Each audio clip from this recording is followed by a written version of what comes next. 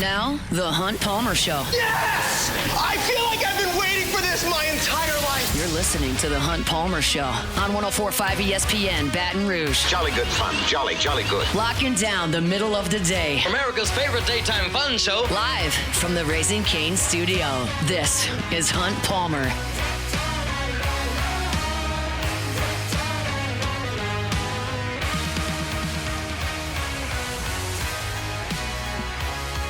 Hour 2, Tuesday edition of the Hunt Palmer Show, 104.5 ESPN Baton Rouge.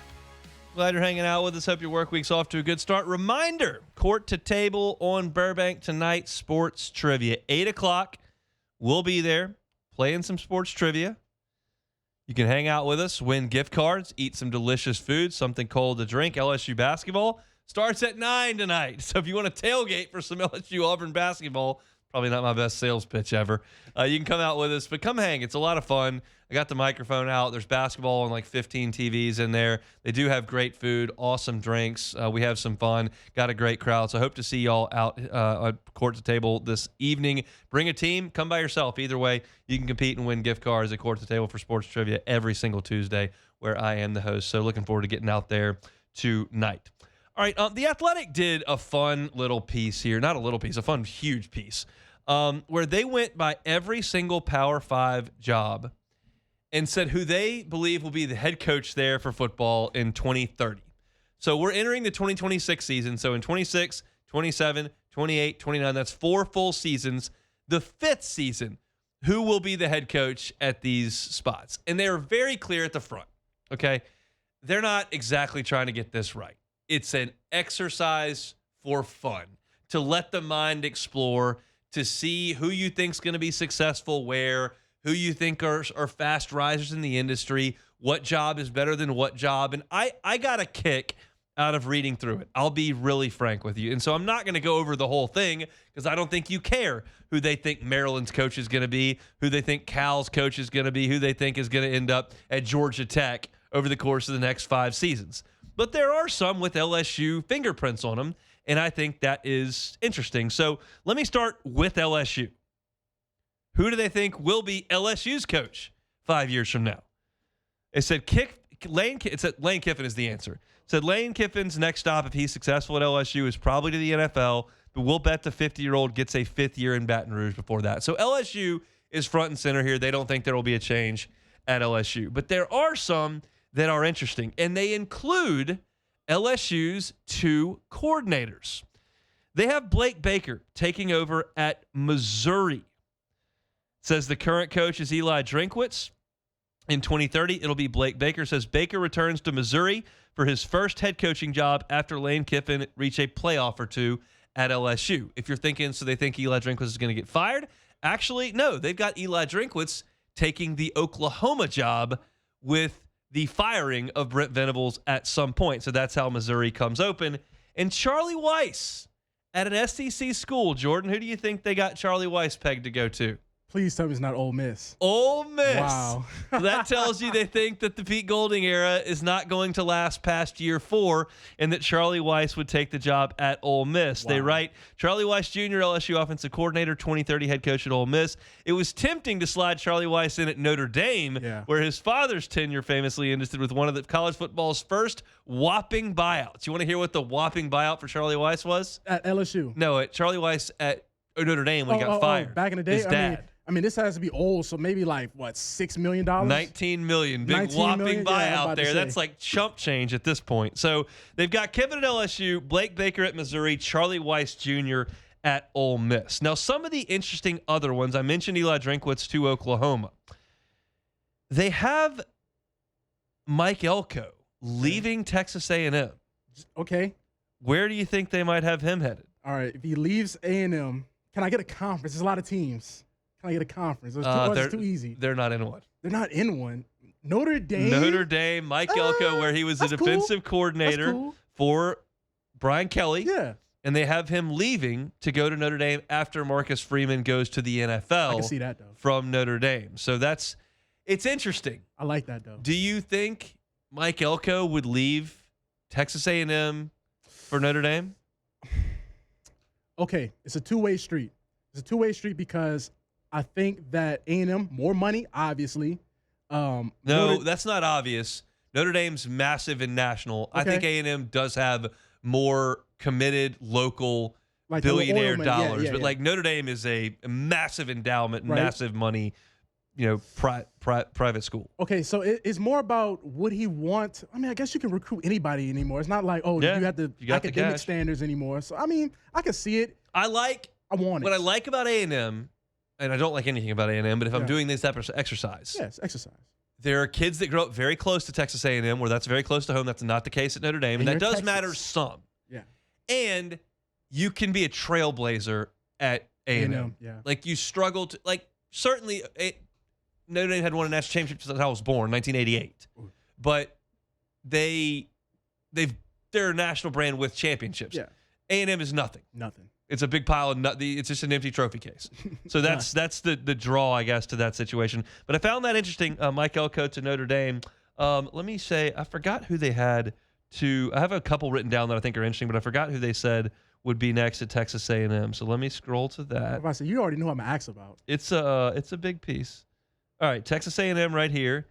Eric Morris, who was that? Oklahoma State new head coach, who they got from North Texas. North Texas, yeah. Quarterback whisperer. He'll turn the Cowboys around and he'll rocket up SEC board. So interesting pick there for them. Now here's a great one. Okay.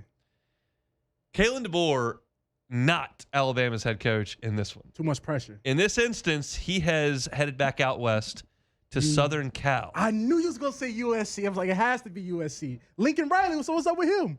Texas Tech. Whoa! Oh man, these are fire. They got all the cash. He's from Texas. Yeah. That's his whole deal. That. So they moved him to Texas Tech. But that leaves Bama open.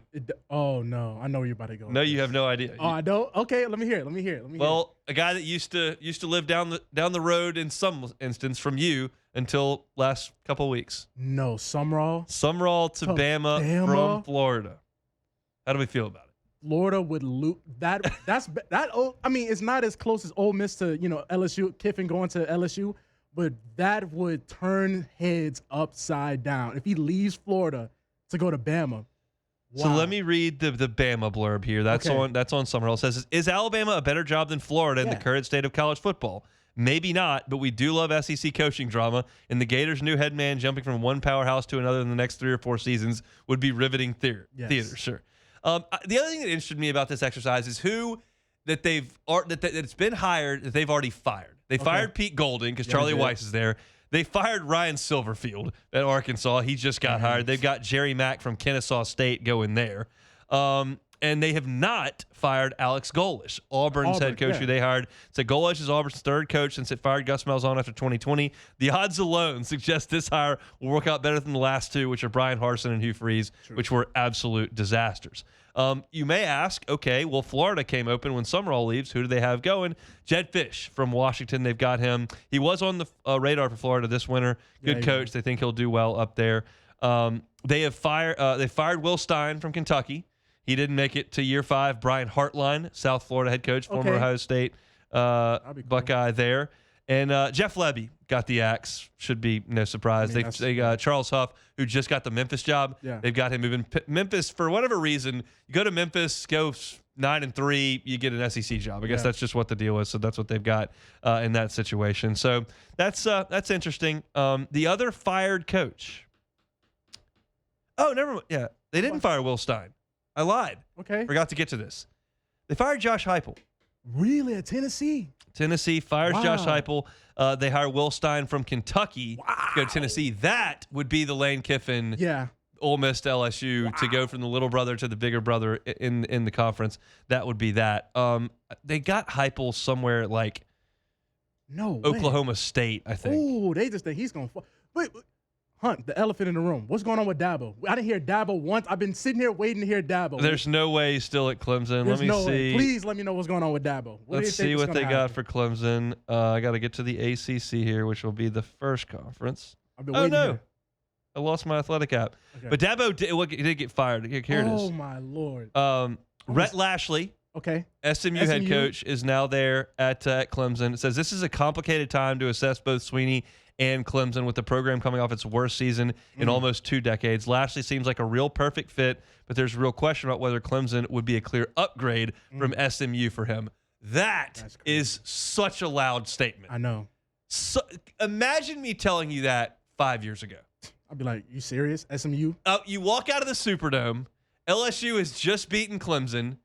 Trevor Lawrence, Etienne, T. Higgins, just a bunch, just some dudes out there. Just won 2 natties. Just played LSU in another natty. Yeah. And in 5 years, I'm going to tell you, just so you know, we're going to change some things with the rules, and SMU might be a better job than Clemson. After going toe-to-toe with Saban, and now we're talking at SMU, Southern Methodist. Come on, man. Better job than Clemson, so they say. Just, again, like, this is not meant to be predictive. It's not meant to be correct. It's meant to be like, oh, that's interesting. Yeah. And I do like the lack of confidence in some of the programs around the SEC. Pete Golding, nowhere to be seen. Yeah, but we saw that coming. Well, they think in Oxford right now they're winning the national championship this year. So I just want you to be aware of that.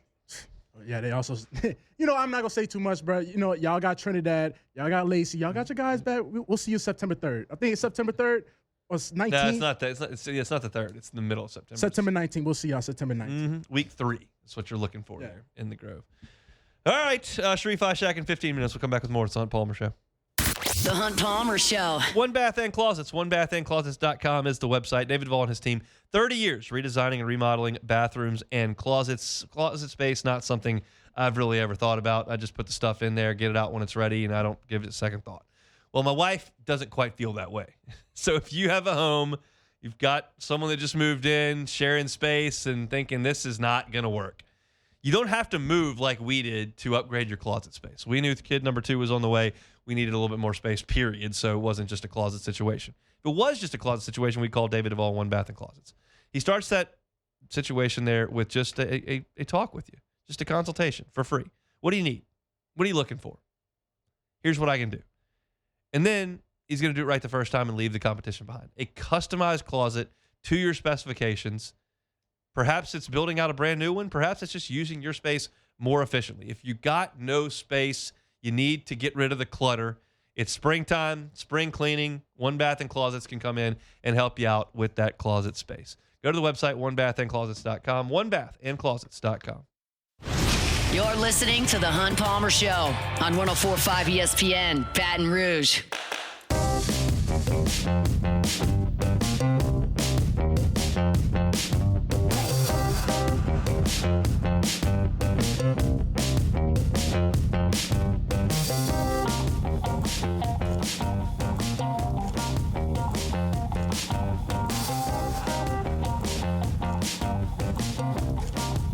Talk Saints with Sharief Ishaq coming up in 15 minutes. Let me remind you about Lifetime Roofing. LifetimeRoofingLA.com is the website, LifetimeRoofingLA.com.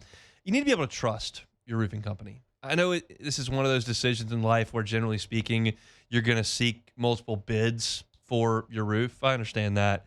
You need to be able to trust your roofer because perhaps you don't need a new roof. Perhaps you just need a repair. Perhaps it just needs to tune up. But if you don't trust your roofer and you get the wrong company involved and they just want to make the biggest buck they can make, well, of course, that's selling you their most expensive product. That's a new roof. Lifetime Roofing's not in it for that. They're in it to help the community. These are Baton Rouge and Louisiana-based people who understand in their line of work, oftentimes you're dealing with people in time of need. If there's been a big weather event, who know that there may be a situation where you need a roof in a timely manner to help sell your home because it's a big moment in your life. You can trust Lifetime Roofing. So reach out to them for your roof inspection. If you need a replacement, you need a repair, they can handle that. And when you go with Lifetime Roofing, you get a lifetime warranty. And that warranty covers the workmanship and the materials, which are backed by CertainTeed, one of the oldest, most trusted names in building materials. Financing, 0% up to 18 months. Same as cash. Even if you need to finance a deductible, they can do that for you as well. Reach out to them online at LifetimeRoofingLA.com. It's Lifetime Roofing, LifetimeRoofingLA.com. I'm not breaking down LSU and Auburn basketball tonight. I don't think most of you are going to watch it because it's 9 o'clock at night. That's not an ideal time to watch some hoops. And I just think the interesting piece to this is there are some teams in the Southeastern Conference who are going to have their athletic directors analyzing things pretty closely in the next month. Certainly that's the case here in Baton Rouge. Anyone would suggest that's the case. What you believe that decision's going to be, well, that's your opinion at this point, but everyone understands that LSU's program is going to be evaluated pretty closely when this thing ends in the next week. And the same thing is going to be true at South Carolina. And I'm just not going to sit here and tell you that the same thing's not going to be true at Auburn. Because Bruce Pearl took over a program that was asleep. Basically my entire life, I don't remember Charles Barkley playing college basketball, okay? My entire life, Auburn's been pretty bad. They had that one team with Porter that was really good and was a 1 seed when I was in like middle school, and they've just been bad my whole time. They weren't anything to write about when Tony Barbie was their coach. They just weren't good. And Bruce Pearl took over a sleepy program, and they built a new regional arena, and he built them into one of the premier college basketball programs in the country. Final Fours, SEC championships, SEC tournament championships, number 1 seeds, perennially. Not like, we got one good signing class and popped a great team. Nope. Every year, Auburn really good. And Bruce Pearl did something that was within his right and was not in the best interest of Auburn basketball. It was the best interest of the Pearl family. And he decided at some point he was going to retire. And he made it so that he could retire where the school couldn't go hire a new coach and they had to give the clipboard to his son, who was not qualified at all for the position. None. And the result of that is a team that is, again, one of the most significantly relevant programs year in and year out, is 15-14 overall and 6-10 in league play. They're playing at a 38% clip in SEC play this year. Now, maybe some of that's because of the roster. Maybe some of that's because of some injuries. And maybe some of that's because they don't have Bruce Pearl on the bench anymore, and his son, who's not Bruce Pearl, is coaching them. They lost in a must-win game on Saturday. And I don't use that term almost ever. But I would use it for that game on Saturday. They had a must-win game against Ole Miss at home and lost. Ole Miss had lost 10 games in a row. Ole Miss lost to LSU in Oxford. I would suggest Auburn probably needs to assess some things. And it brings it back to this discussion that we've kind of had with LSU basketball of like, okay, how many ways do you want to split this pie? I know football's getting this much of our resources. I know baseball's getting this much of our resources. I know women's basketball is getting this much of our resources. And right now, I know that men's basketball is getting this much of our resources, and this much of our resources for men's basketball equates to essentially the worst team in the conference most years. 3 years ago, this year, over the last 4 years, however you want to slice that, one of the worst teams in the league. And there's a resource issue at LSU and how you want to allocate things. And what does Auburn want to do? Do they want to try to recreate the Pearl era really quickly? Do they want to get rid of Steven and sink a bunch of money back into the program and go get a proven basketball coach instead of the proven basketball coach's kid? I don't know. South Carolina, trying to climb the mountain in football. Got a lot of resources in women's basketball. Now, baseball, they're not doing squat. And men's basketball, they stink. Seems like pretty easy conversation in Columbia. They're going to fire the basketball coach. They're going to fire the baseball coach at the end of this year. And I think they'll probably fire the football coach at the end of the year. But if you're the new South Carolina AD and you feel like you may be having to foot some significant buyouts, do you decide, well, we'll just eat this sport and not pay that buyout for the next year or two and sink that money back into something else and just let this program flap in the breeze?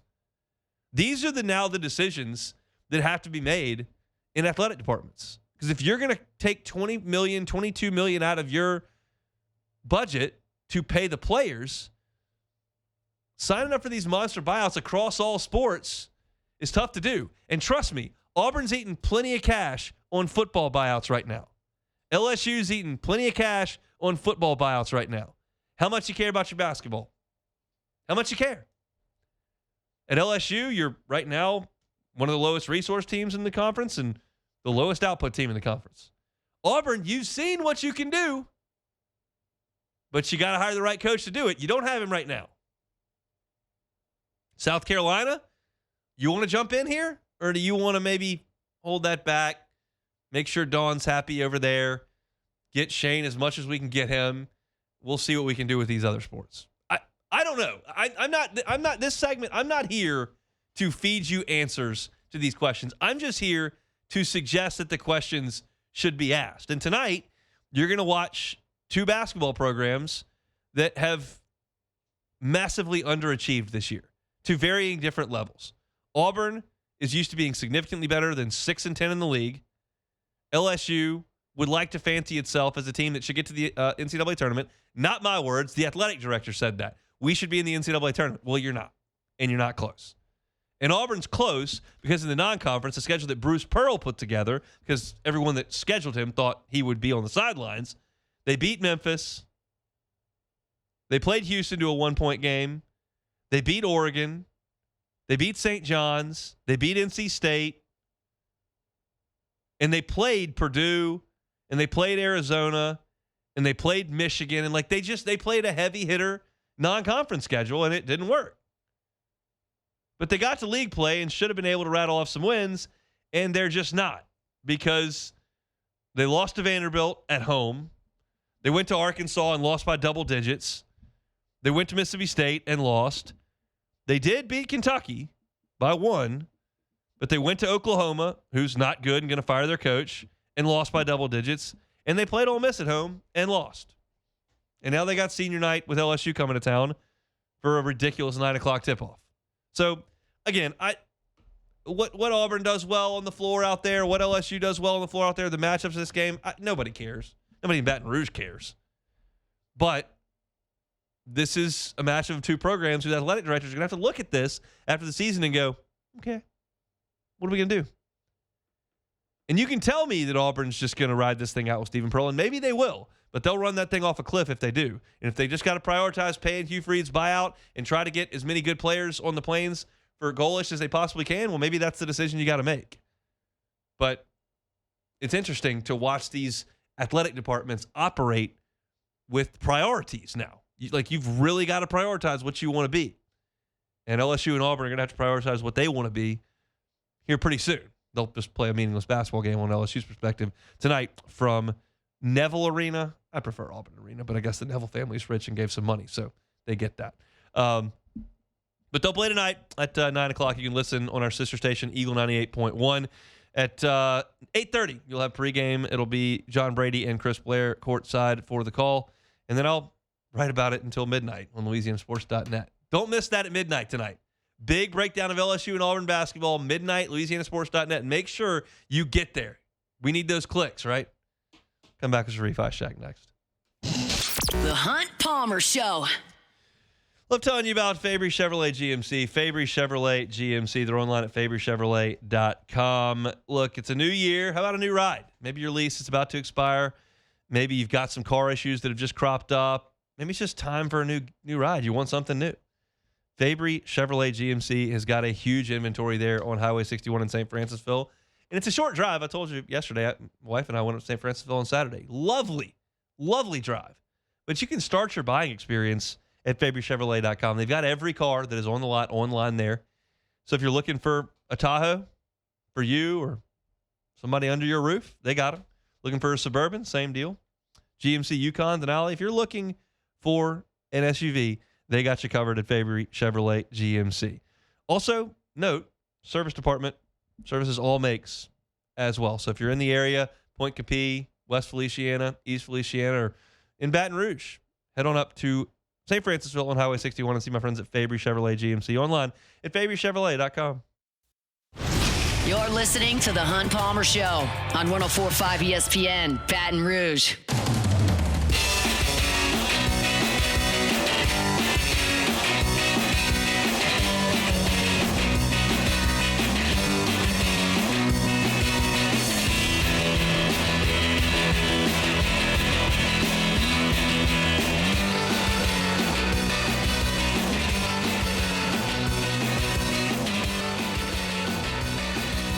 Hope your work week's off to a good start. 104.5 ESPN Baton Rouge on this Tuesday. It's Tuesday, bottom of hour 2. That means Sharief, Ishaq, WDSU down in New Orleans. Give us a little bit of time here. Sharief, how are we doing? Fine, I guess. Anything fire you up at the NFL Combine? Yeah, to see my guy Jeremiah Love continue to dominate. That's all I need. That seems to be like the consensus down there. I don't see any dissenting opinions from the 504. There's one loud one here in the 225 that comes on after me, but it seems like everybody wants Jeremiah Love. Yeah, I mean, look, this running back depth was an issue last year, and it's been an issue for a few years. They haven't had a good running game in a while. I mean, they need to find someone who's a game changer, home run hitter, who can do it all, and Jeremiah does that. He does everything. I mean, he doesn't, hit 7 yards to carry 2 years in a row by accident. I mean, the guy's a good running back, and everyone's going to say, well, the competition. Well, I was like, I'll tell you the same thing I said about Tyler Shuck against those teams that aren't that good. If he didn't do it against those teams, then you'd be saying he's not a good running back or he's not a good quarterback. And, he went out there, he does it all. He's got, the ability to run, catch, block. He's, a good teammate, a good leader. You can't ask much more than that from a guy who can really be a big-time game changer for your running back group. And that's what this team is missing. They need to give Tyler Shuck the ability to, get better. And that's the way to start, with a good run game. And he'd be the guy I would take if he was there at number 8, if he's there at number 8. Remains to be seen. We'll talk a lot of draft as we move forward. The legal tampering period cranks up next week, and so that starts free agent conversations in earnest. It feels like, and we discussed this earlier on the show, that Alontae Taylor is on his way out. Do you agree with that? Yeah, I just think that it's probably the right decision. You just can't pay him that much money for what he provides. He struggled a lot. I mean, there's no denying it. The stats will tell you that he was the worst slot corner in the NFL. Probably gave up the most yards in the NFL last year. A lot of penalties, but he was a good blitzing linebacker. He tackled at times, but there are times he's missing tackles. And maybe he wasn't being played the right way. Maybe he needs to be playing on the outside. I just don't know, but it's not, the value isn't there. I mean, you can't go out there and spend that money on Alontae Taylor when your team desperately needs help at guard in a very bad way. Here's a really difficult question to answer because you can't be in the room, but as this gets closer, and we're getting closer, how do we feel about the discussions that are going to be around Cam Jordan? I would say that it's got to be a one-year deal, and it has to make sense for both. I know Cam wants to be here. It'd be tough for him to finish his career for a year, maybe 2 years somewhere else, and let's just say he goes to another team like Arizona, where he grew up in Chandler, Arizona. It doesn't work out, and he just took the money. I think he prefers to be here in New Orleans, where his kids were born and raised, and I think he wants to finish something. If he sees that this team is trending in the right direction and he hops on board and stays with it, that's a good thing. But if he leaves, he's probably going to think, damn, why did I do that? Why did I just not stay with the Saints and finish my career? So I think that he's not going to take a major discount like he said he did last year. I think he wants to make sure the money's right for him. But I think the Saints have to be smart. They have to pay the guy for what he can do and not what he did last year. And that's going to, remain to be seen. I do think they get a deal done with both he and DeMario. Here's a different way to ask the question. I'll ask it about both of them. We'll start with Cam. Do you think Cam thinks more of the Saints, or the Saints think more of Cam? I think that I can see it equally, but I think that he thinks more of the Saints at this point in his career. And I think they're probably like, oh, he's 36, going to be 37, approaching here in July, I believe. And they're probably like, well, is he going to have 10.5 sacks again? Probably not. If he gave us 5 or 6, that would be great at that age. And he's thinking, well, I can do that, and I can keep your young defensive lineman getting better if you just keep me around for a year, and I see what's happening. So I would think it's more Cam thinks more of the Saints at this point. And that's, that's a good thing. I think that's a good thing. But does that mean they're going to pay him what he wants? Probably not. So what do we ask about DeMario Davis? Do you think DeMario thinks more of the Saints and his desire to be a part of what could be a better season this year? Do you think that the Saints think more of DeMario as a guy that they've got to get back to win next year? Here's my flip side of that one. I think they think more of him for sure because there is no guaranteed like productive linebacker after Demario Davis. Yeah, Pete Warner's there, and yeah, Danny Sutton is there. But like, I mean, come on, man. I mean, I haven't really seen much from those two guys. And I know Sutton was a rookie last year, but Pete has to certainly play much better. I think he would tell you that. So I think they think more of him for sure. They desperately need Demario Davis. And look, I know we're going to talk about the draft down the line, but if Love is gone and Sonny Styles is there, I wouldn't put it past them to draft a guy like Sonny Styles, even if they bring Demario Davis back. But because they need someone there, they need a proven commodity at linebacker. That's a very important position for a Brandon Staley defense. Interesting, because linebacker is not a position that I've really considered at 8. I haven't fully dove into the draft process yet, but it's been mostly wide receiver, some Jeremiah Love, and then at times you see potentially an edge rusher or an offensive lineman, but most often wide receiver and running back. Do you think that linebacker is a significant possibility with that first pick of their draft? Let's just say Demario isn't back. Jeremiah Love is off the board. Receiver is a deep position in the draft. Yeah, Sonny Styles is there. I mean, you can't pass on Sonny Styles if Love is off the board unless you really want to go to Carnell Tate. But look, one of those, Ohio State players are going to be on the board for you, I think, if Love is gone. And if Sonny Styles is a guy, I'd have a hard time passing up on Sonny Styles if you don't have Demario Davis there. I mean, he was productive. Look, everyone can talk about the combine numbers. You know how I feel about the combine. Can you play football? That's all that matters the most. I mean, Tyrann Mathieu will tell you about his combine. Hey, can he play football? Sonny Styles can play football. I know he ran that. He did well. He jumped well, all that. His brother was fast, but I think Sonny Styles would be, a fantastic pick at number 8. Did you see the Twitter post that put Sonny Styles' combine numbers next to Calvin Johnson's? I did. And that was, yes, exactly. That's the same thing I thought. Man, wow. But, like, dude, look, he could do it all to me, man. He could sideline to sideline, north and south. He's a good linebacker. I mean, you just put on the tape, watch what he does. He's a good linebacker. I don't need to see the combine. I just need to see how he does in pads on the field against competition. And you can see why he's going to be a top 10 pick definitely in this NFL draft. What do you think happens at running back if they draft Jeremiah Love with the guys that are currently under contract with the Saints? Well, he currently becomes the number 1 running back on the roster easily. It won't even be close. Then the next question becomes, what do they do with Alvin Kamara?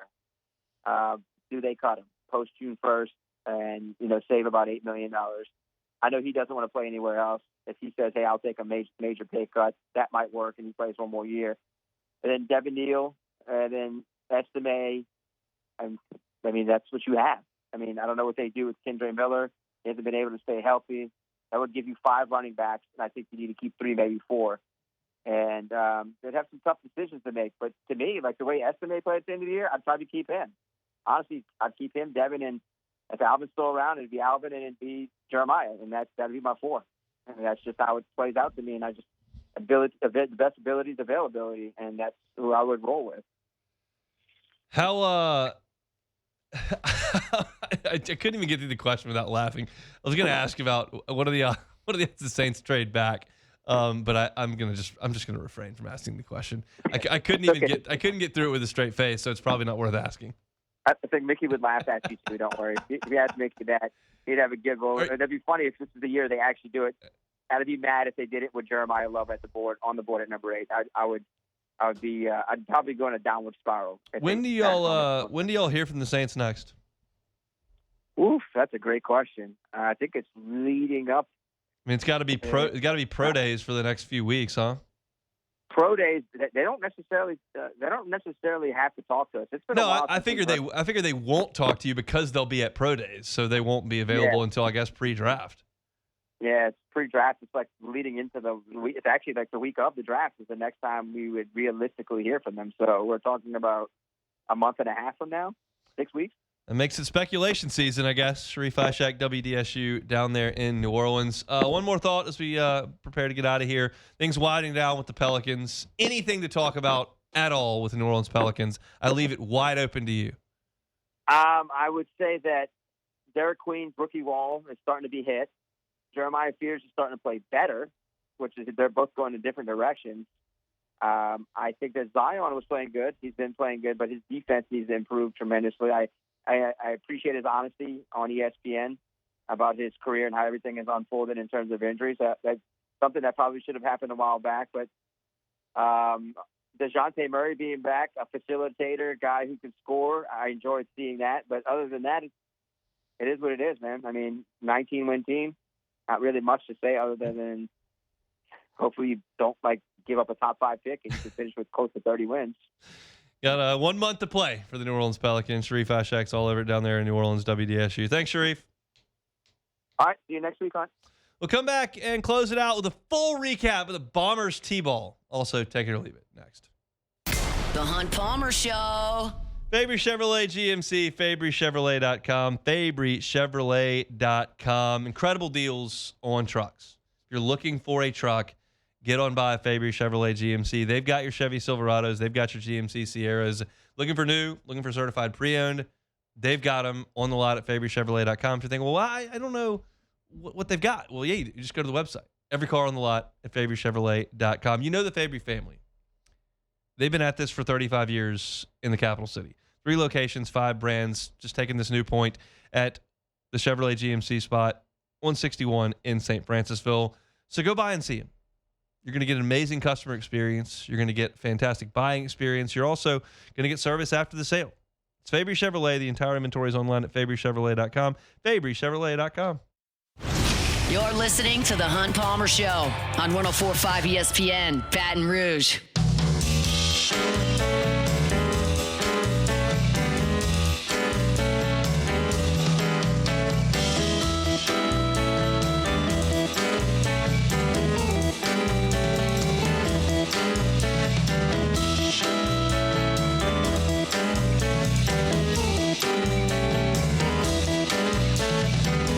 Sports trivia this evening. If you're looking for something to do on a Tuesday, sports trivia every Tuesday, court to table on Burbank. It's an awesome time. We got a great crowd that comes out. Great food there at court to table. Fantastic stuff. They got awesome drinks as well. Lots of basketball on all the TVs. There's a ton of TVs.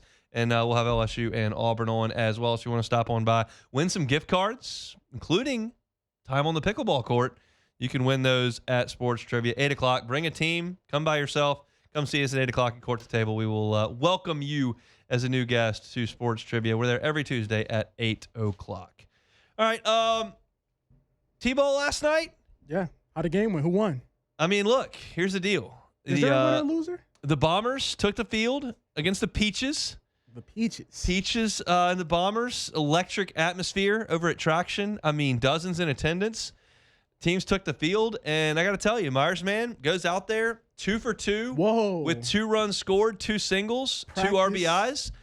It turns out every single player on the entire team had the same line score because everyone just hits the ball and runs to first. And then the next person hits the ball and runs to first, and everyone scores every inning. And we played 2 innings, and then it was over. I wouldn't suggest the defense was elite. It was swarming. They were all over the ball. When the ball goes out in the outfield, we got the entire defense on it. Yeah. Everybody on the ball. There was an out potentially recorded. It was not called an out, but it looks like it may have been an out. Yeah. There are no outs. But everyone had fun. Yeah. And it lasted 31 minutes. So even better. That's even what you're better. looking for out even there. Even better. Look. In and out, 2 innings. Come on, man. Look, people got to go home, all right? Myers was a little disappointed that when he did get the ball one time, his teammates tackled him, and he didn't think that was necessarily the best thing for the squad. Yeah. I might have to agree with him on that. It just kind of I'm a traditionalist in that sense with baseball. It's probably best not to tackle your teammate with the ball. But the Bombers are an aggressive group. Oh man, so they're gonna be all over the place out there. It's different eras, that's just the new age. I know you're just a little. The Peaches and the Bombers. Yeah, I'm a little conflicted about the Peaches team name. I want to know who. The Peaches is an all-girl team. Oh, okay, all right. They had matching skirts on. Looked great. Looked great out there. Elite play from the Peaches. Impressed with some of the hustle out there from the Peaches. All right, because I was sitting, I was like, I don't think like I want to be on Rockford Peaches. Yeah, I was like, I don't think I want to be on the Peaches. You're not on the Peaches. You can be on the Bombers. You can go 2 for 2 with 2 singles and 2 RBIs like the rest of them. 2 runs scored. I would have been the one tackling though. We did have one point where the Myers man was on second in scoring position. Yes. Ball was hit. no movement. Just stay there at second. Tough scene right there, but we'll get the wheels moving. It's one game down. But also at the same time, do you feel like the practice y'all did it help? No. Okay. However, I thought the players did a better job of hitting in the game than they did practice. Okay. So we may have some gamers on our hands here. Like Rohan Davey. These are Rohan Davey famously not very good in practice. Come on, man. Turn the lights on Saturday night in Death Valley. The guy's slinging it for 500. Come on, man. Maybe the Bombers, they're game time, prime time players. This was prime time. Big Monday, 5:30 first pitch. Dude, first swing, I guess. You heard what Allen Iverson said. Yeah, we talking about practice? Come on, man. We talking about the game. Myers man. doesn't know the difference between practice and a game. He asked, "When's my next T-ball practice?" We don't have it in practice. You have a game. Oh, he didn't get it. Whatever. Well, look. The main thing is though, like you said, he's having fun. He had a blast. Now He wants to go do it again. there you go, set in stone. Now that's how you get the ball rolling. Get some inside information from a parent in the year above Myers in T-ball. Okay. He said they do keep score and there are outs. And one of the teams he was playing last week, the third base coach did not have a stop sign. We're going until they get tagged out. Yeah, so everybody's going. Okay. So we're stepping up big time next year in terms of the expectation on defense. For this, the Bombers, the defensive effort, Listen, it was undisciplined. Rome wasn't built overnight. You got to build it up. Just ridiculous stuff out there. Take it or leave it. Take it or leave it. Take it or leave it. Today's hottest stories in sports, news, and sometimes even Hunt's life. The question is, will he take them or leave them? Well, I guess we're going to keep it on the baseball diamond. Sure. Yeah, we're definitely going to keep it on the baseball diamond. So the Bombers might be having a new coach coming. So the Atlanta Braves, they're going to be without their designated hitter, Jurickson Profile, for the entirety of the 2026 season, as he is facing a 162-game suspension. That's a lot of games in baseball to play. That's ridiculous. That's all of them. Yeah, I'm about to say. So making him ineligible for the postseason, costing him nearly $15 million in salary next season because he tested positive for PEDs twice. The second time in a year. So, I mean, Bombers' new head coach, take it or leave it. I'm going to leave it. Bad influence. Bad decision maker. Right, my fault. Bad influence, bad decision maker. We don't need to be telling the Bombers about performance-enhancing drugs at 4 years old. So we're going to leave them out of that. We're going to stick to fundamentals. We're going to stick to hitting off the tee, stick to swarming defense, and let Jurickson Profar make 4-year-old decisions and let the 4-year-olds actually be 4 years old. Just ridiculous by Jurickson Profar to get busted twice for PEDs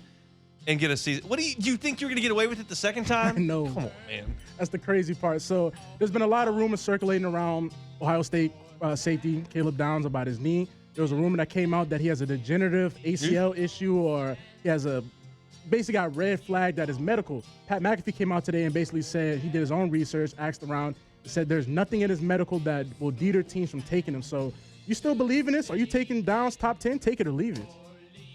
I'm going to leave it on that basis. There's enough really good players in this draft that if you tell me there could be some issues, like I'm not.